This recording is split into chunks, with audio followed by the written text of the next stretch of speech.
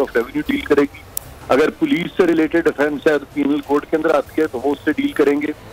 तो लिहाजा ये जो इंक्वायरी रिपोर्ट है, ये एक किस्म का हुकूमत ने जरूर लोगों को बताया कि हम बहुत सीरियस हैं, लेकिन कवानीन भी अपनी जगह मौजूद हैं। और गालिबन इसी चीज को देखते हुए आज जो हमने सुना है कि इस्लामाबाद हाई कोर्ट ने ये तमाम जो प्रोसीडिंग्स हैं इस पे जो मजीद कार्रवाई है फिलहाल उन्होंने रोक दी है। तो गालिबन इस्लामाबाद हाई कोर्ट के ज़हन में भी शायद ऐसी बात हो कि ये चूंकि लॉ बना हुआ है, हर चीज है, तो इस पे ओवर एंड अबव इस इंक्वायरी की क्या जरूरत थी, जबकि अब भी इदारों ने इंडिपेंडेंटली देखना और इदारे उसके लिए बने हुए हैं। तो मैं तो इसको फिलहाल इस तरह से देखता हूँ। सही, लेकिन इरफान कादिर साहब, अब ये जो ज़ाहिर है हुकूमत 1985 से अब तमाम शुगर मिल्स की सब्सिडीज़ की तहकीकात करने जा रही है, क्या बेहतर नहीं होता कि जो पिछले 1.5-2 साल का मामला है पहले इसको सॉर्ट आउट कर लिया जाता, उसके बाद फिर ये पीछे जाते? अब 1985 से शुरू करेंगे तो वक्त भी ज़्यादा दरकार होगा, वसाइल भी ज़्यादा दरकार होंगे, टाइम बहुत ज़्यादा लगेगा, और ये वाला मामला जो मौजूदा इस वक्त इशू है वो तो फिर कहीं पीछे चला जाएगा ना। देखें, अगले अगर जितने भी साल रहते हैं 85 ऑनवर्ड्स, उन्होंने कहा है कि जी ये शुगर के मामले को हम देखेंगे, तो जहां शुगर इंडस्ट्री को टच किया आपने, पाकिस्तान की इतनी सारी और इंडस्ट्रीज हैं, फिर पेट्रोलियम इंडस्ट्री भी है, फिर हमारी और कितनी सनदें हैं डिफरेंट, उस सब पे हुकूमत इंक्वायरी उठा दे और इंक्वायरियां शुरू हो जाएं और लाखों करोड़ों लोगों के खिलाफ इंक्वायरियां शुरू हो जाएं और हम सबको पकड़ के तो जेलों में बंद कर दिया जाए, और हुकूमत फिर अगले 3-4 साल जो उन्होंने अपना काम करना है वो तो मेरा नहीं ख्याल के कर सकेंगे। इसी इंक्वायरी में मीडिया भी इसी को फोकस करेगा, फोकस करेंगे, प्रोग्राम्स इसी पे होंगे। लेकिन इरफान साहब, जो इश्यूज जन्म ले रहे हैं उन इश्यूज को, उन मसाइल को खत्म करना भी तो ज़ाहिर है हुकूमत का ही काम है। अभी जो पेट्रोलियम इंडस्ट्री का आपने जिक्र किया, अभी 10 रोज तक पेट्रोल का बहरान रहा, 7 दिन 8 दिन तक काबीना को, वजीर आजम को ऐसा लग रहा है इल्म ही नहीं था, 7वें 8वें दिन वो नोटिस ले रहे हैं कि आवाम को किन मुश्किलात का सामना है पेट्रोल ना होने से। तो ये अवामी इशूज पर हुकूमत की सीरियसनेस आपको दिखाई दे रही है? देखें, मैं बताता हूँ आपको कि इस वक्त तो हम शुगर प्राइसेस की बात कर रहे हैं ना, उसके लिए इन्होंने कमीशन बनाया। इससे पहले भी ये इस तरह की कोशिश हुई थी 2004-5 में या 5-6 में, जबकि मैं भी नैब का प्रोसिक्यूटर जनरल था और उस वक्त की चेयरमैन नैब को ये बावर कराया गया था कि चीनी की जो इंडस्ट्री है इसमें बहुत सारी फाइनेंशियल बंगलिंग्स हो रही हैं, बहुत सारी टैक्स एवेजन हो रही है, बहुत सारी ये कार्टल्स बन रहे हैं, ये सारी बातें तब भी की गई थी। लेकिन उस वक्त इवेंचुअली जनरल मुशर्रफ ने समझा था कि इस सारी चीज में जाना जो है ना, ये इकोनॉमिक फैक्टर्स इसके पीछे होते हैं, कीमत में उतार चढ़ाव। तो मैं समझता हूँ कि ये जो 70 रुपए पे इस्लामाबाद हाईकोर्ट ने फिलहाल फिक्स कर दिया है, मुझे तो ये बात फिलहाल अच्छी लगी है कि उन्होंने सबको पाबंद कर दिया ताकि इस पिटीशन की आड़ में किसी तरह से ये जो मिल मालिकान है ये कीमतें जो है ना वो बहुत ज्यादा बढ़ा ना दें, या कीमतों का जो घोड़ा है वो कहीं बेलगाम ना हो जाए। तो ये मैं समझता हूँ कि एक खुशाई बात है। ये जो इस्लाम खेलदास साहब भी बहुत देर से इंतजार कर रहे हैं, उनकी तरफ भी जाना है, लेकिन मुख्तसरन ये फरमा दीजिएगा, जो इस्लामाबाद हाईकोर्ट ने अब 70 रुपए फी किलो कीमत फिक्स की है, इसका इतलाक क्या सिर्फ इस्लामाबाद की हुदूद तक ही होगा या फिर पूरे मुल्क पर होगा? हाँ, अब ये बड़ा इंटरेस्टिंग है कि ये जो मिल मालिकान है ये तो मेरा ख्याल है फ्रॉम अक्रॉस द बोर्ड है, ये सिर्फ इस्लामाबाद की हद तक नहीं है। ये जो मिल मालिकान जो पिटीशनर बन के आए हैं वहाँ पे, तो लिहाजा इस्लामाबाद हाईकोर्ट जो है उसका जो ऑर्डर है उसका इतलाक जो है वो पूरे मुल्क पे होगा, वो बल्कि उसका इतलाक असल में तो उन पे होगा ना जो पिटीशनर्स हैं, तो जो इसमें सामने आए हैं जिन्होंने पिटीशन फाइल की है, तो अगर वो 70 रुपए पे अगर वो उसको फिक्स कर देते हैं वो, तो और तो कोई नहीं है जो इससे ज्यादा फिर बेच सके।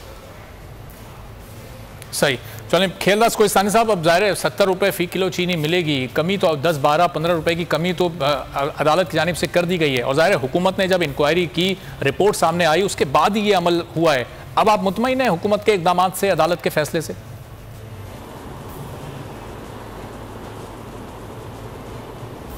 देखें, अदालत ने अच्छा फ़ैसला किया है, आवाम को इससे रिलीफ मिलना चाहिए, इस फैसले से हम इसको वेलकम करते हैं।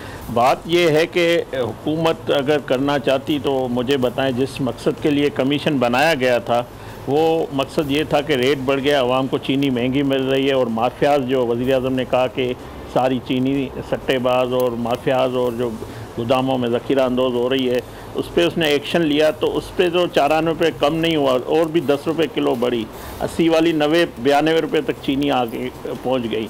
तो उस जो कमीशन का जो मैंडेट था वो उस मैंडेट पे उसने काम नहीं किया, ना हुकूमत ने कोई ऐसा इकदाम किया कि चीनी जो 50 रुपये वाली 90 रुपये तक पहुंची या 92 तक पहुंची तो वो आवाम को वापस 50 या 60 या 70 रुपये में कैसे मिले, वो तो कोई आवाम को रिलीफ हुकूमत ना पहुंचा सकी।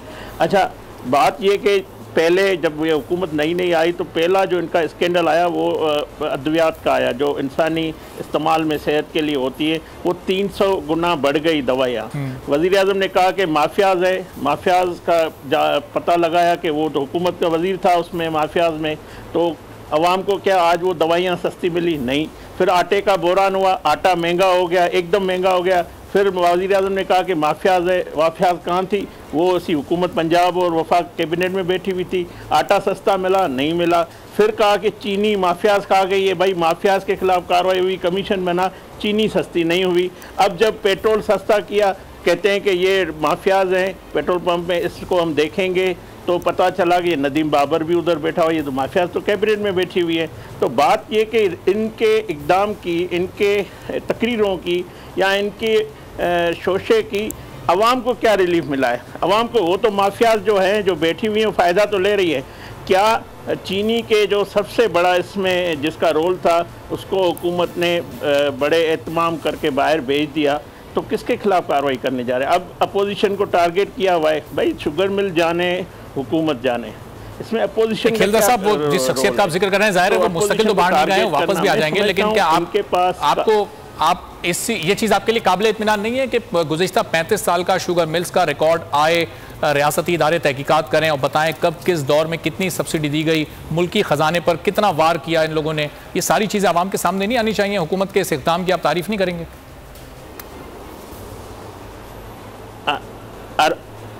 अरबाब साहब, ये जो कमीशन की रिपोर्ट आवाम के सामने आना, पब्लिक होना, ये क्रेडिट PMLN को जाता है। मार्च 2017 में ये कानून साजी हुई और ये तय हुआ कि जो भी कमीशन बनेगा वो पब्लिक होगा।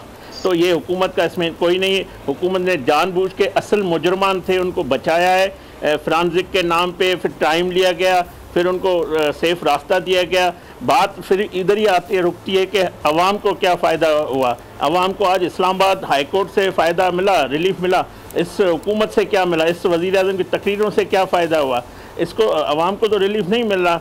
आप जब आप कोई भी इशू को उठाते हैं या उसको आप कहते हैं कि ये इल्ज़ाम लगाते, उसके जो मुल्ज़िम है वो अरेस्ट भी होने चाहिए ना, जिन्होंने ये सारे डाके डाले हैं अरबों रुपए के। इन 4 बड़े स्कैंडलों में ये लोग मलोस है, तो उनको किसी को अरेस्ट किया? मुझे ये बताएं, कोई सजा हुई है? तो आइंदा कैसे ये रुकेंगे? फिर चीनी बढ़ जाएगी, फिर और कोई जो तमाम सवाल आपने उठाए हैं इसका जवाब अहमद जवाद साहब से लेते हैं। अहमद जवाद साहब, ये जो तमाम सवाल कोहिस्तानी साहब उठा रहे हैं, जाहिर है अवाम की भी एक बड़ी तादाद के ज़हनों में सवाल हैं। जी चलें, आप मुकम्मल कर लें जल्दी से। जी कोहिस्तानी साहब, मैं ये कह रहा हूँ एक इंजेक्शन है कोरोना में इस्तेमाल होती है 29,000 की, वो इस वक्त पंजाब में 7 लाख रुपए की लाहौर में बिक रही है। तो कौन माफियाज है, कौन इसमें मलूस है, क्या इस पे कौन कार्रवाई करेगा, मुझे ये बताएं। सही। तो अहमद जवाद साहब, वो जो दवाएं महंगी हुई थी ना उनकी कीमत कम हुई, ना जो आटा महंगा हुआ था उसकी कीमत कम हुई, शुगर इंक्वायरी रिपोर्ट तो आ गई लेकिन चीनी की कीमत भी कम नहीं हुई, पेट्रोल अभी मिल नहीं रहा था, 7-8 रोज़ हो चुके हैं, अभी भी वो वाफिर मकदार में उस तरह से मिल नहीं रहा है।